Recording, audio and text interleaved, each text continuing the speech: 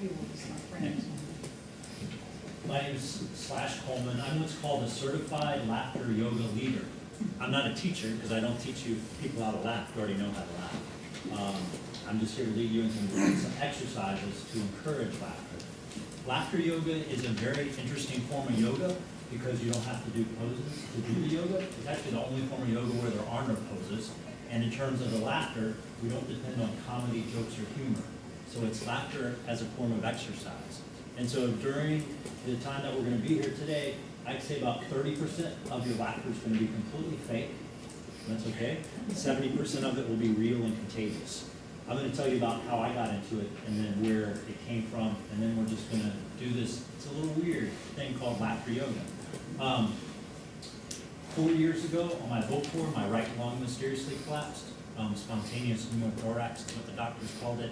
I had no idea. I just thought I pulled a muscle in my back, and I continued on my tour, and strange sounds started coming out of my mouth at night. It was the air escaping from my lung, and then my body got even more sore.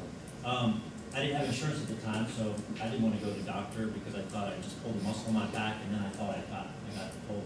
But at Christmas, for 2 months of having the collapsed lung, I finally took my mom's advice and went to the doctor, and within the hour they sent me to the hospital and they were doing the first surgery.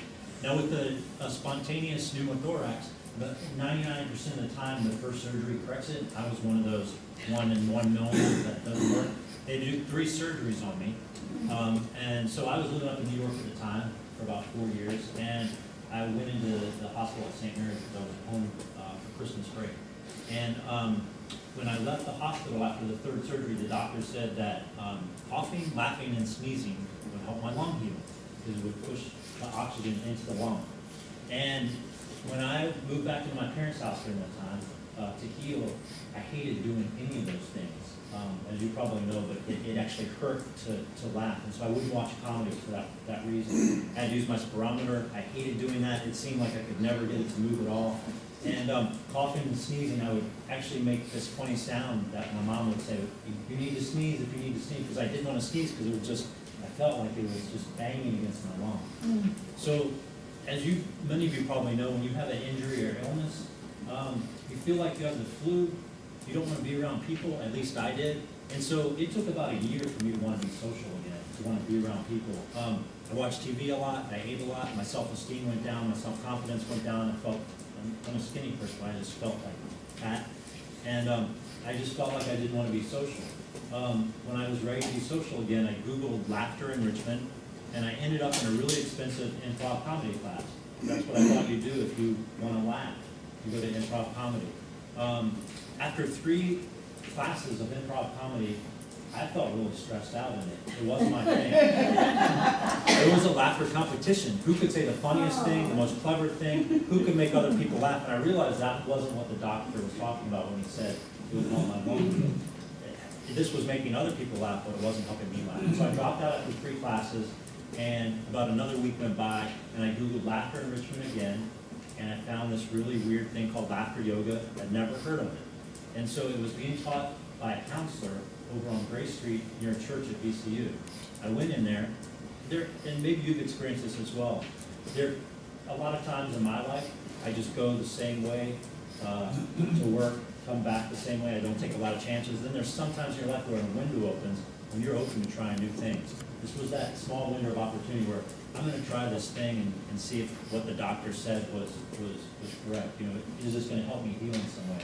And I tried it, and within the first 10 minutes, I could feel oxygen really being pushed into parts of my lung that had never been pushed before. And I'd been on an oxygen mask for a while as I was healing.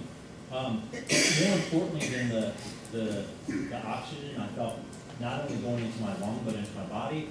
I felt a real sense of profound connection to everyone in the room, and I couldn't explain it at the time. But what I would eventually find out was that there was some science behind why we feel more connected and closer to people when we laugh with them. And it has something to do with not only the chemicals being released in the body, but it's also feeling vulnerable around others when we laugh, which is something that we typically don't do. And so I'm going to stop there. I'm going to explain where this weird thing called laughter yoga came from, and then we're going to get to experience it for about 20 minutes. So in 1995, a medical doctor walked to a park in India with his wife and his two friends who started the world's first laughter club. And they told jokes. And they were jokes like this. What's brown and sticky? Anybody? A stick. Yeah. So a lot of groans. They didn't know many jokes, so between the four of them, the world's first laughter club didn't last very long. It lasted about 30 seconds, and they said, let's go home. The doctor was doing research to really see if laughter was the best medicine. He really wanted to write a paper on, can laughter help us heal? And so he came back the next day, about 10 people joined them in the park in Mumbai, and they told more jokes. But he knew that to get the benefits of laughter, you have to laugh for more than 10 minutes at a time, and this just wasn't getting the kind of laughter going that he needed. When we watch a comedy on TV, sometimes I'll watch a comedian on TV for an hour, and I'll think they're the funniest person in the world, but I might not laugh out loud. So to get those benefits, you really need the full 10 minutes. And so someone, at the very end of the week, they had 50 people that were telling jokes. It still wasn't going well. The jokes tended to turn really negative, kind of self-deprecating, and also they turned dirty. And so about 10 people in the group said, Doctor, thank you, but no thank you. We're quitting. We're not going to be a part of your experiment anymore. And so he said, give me 24 hours, and I will come up with a revolutionary idea that changes how we laugh together in a laughter club. And so he called his friend that night that was an actor. An actor said, when I'm on stage and I'm pretending to be angry, my body really thinks I'm angry. You can't tell the difference between real anger and fake anger. I bet you it would be the same with laughter. And so when he came back at the end of the week, and after that night, he came up with what he called 7 exercises to encourage laughter without using jokes, comedy, or humor. At the end of 5 years, 50,000 people had joined him in the park, and that's when he said, wow, I really got something here. This is really catching on. And so he opened Laughter Yoga University with his wife at that time, and anyone that wanted to encourage other people to laugh got trained in India at Laughter Yoga University. And so this is very interesting. So I had healed through laughter yoga. I took 6 sessions over at that church on Gray Street, and then the counselor said she was going back to teach full-time. She was going back to her counseling full-time. If I wanted to have more of this, I need to get trained myself. I really love that connection I felt when I laughed with people. And so I got trained, and then in March of 2018, I started to experiment. I found a space to rent, and I said, what would my life look like if I laughed with strangers every week for an entire year? And I based my experiment on 3 things. 1, I would promote the doctor's work without taking any money for it. It would be completely volunteer work. Because I know that service work, to me, is like a prayer. It goes out into the world and you give to others, and it kind of helps you focus on other things and it makes your life better in some way. And 2, I wouldn't tell people it was me doing it, because as an author, I can usually fill a room with 400 or 500 people. I wanted people to find laughter yoga like I had found it, because they were interested in it and they wanted to experience this thing. And so, and the third thing was I would say yes to anybody who wanted it. And so what began as a session once a week for the last year, sometimes I was filling up my week 4 or 5 times a year doing these free sessions. I set up a regular program at the Veterans Hospital, a regular program at Ask Childhood Cancer Foundation for kids with cancer, and then a regular session that I still do at a substance abuse treatment center. And through it all, I will say that it's not for everybody. It's kind of like taking shots of oxygen for a full hour when we do this. It actually kind of changes how we feel about ourselves. And so, with that said, I would love to guide you in some exercises, some laughter yoga exercises at Jeffport. Jeffport, trying it? Yeah. Okay. Let me just preface it by a couple things. So when we move, for some people that are mobile, if you want to move around, it's fine. You can stay in the chair the full time. It's fine as well. For people that do move around, when we're laughing for an hour, we tend to burn about 300 to 400 calories during that hour. We take about 1,300 steps just moving around. Even people, when they come in wheelchairs and do our sessions for the full hour, they'll burn about 150 calories just by laughing. So it becomes really aerobic.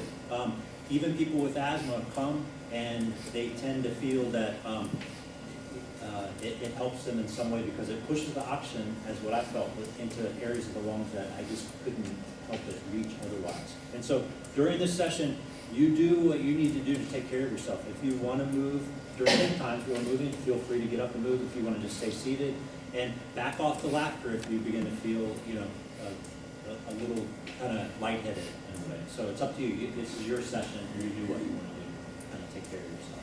So with that, what we're going to do is some laughter exercises with some deep yoga breathing in between exercises. So, ready to get started? Yeah. All right. So we'll start by just getting grounded. So go ahead and just, if you're able to, put both feet on the ground. And go ahead and close your eyes. Just breathe normally. Put your hands wherever you want to. On the count of 3, we'll take a deep breath in and a loud sigh out. As loud as we can, and we'll sigh the breath out. So on the count of 3, 1, 2, 3, breathe in. And sigh it out loud.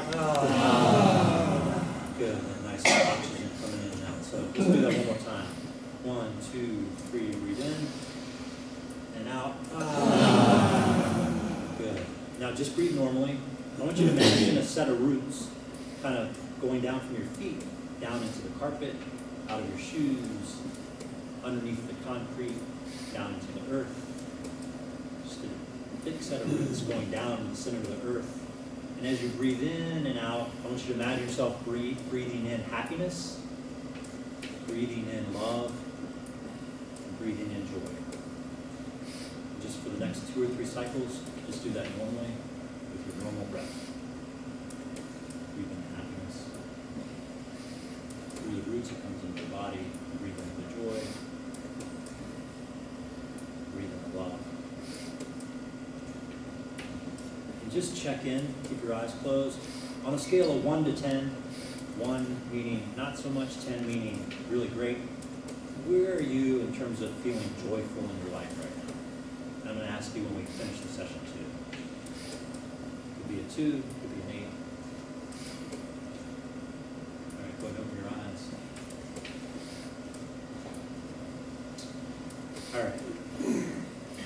So we'll start with some warm-ups. Like with every exercise, if we're going to go running, we do warm-ups. We're going to warm up, but this time we're going to warm up with some laughter as well.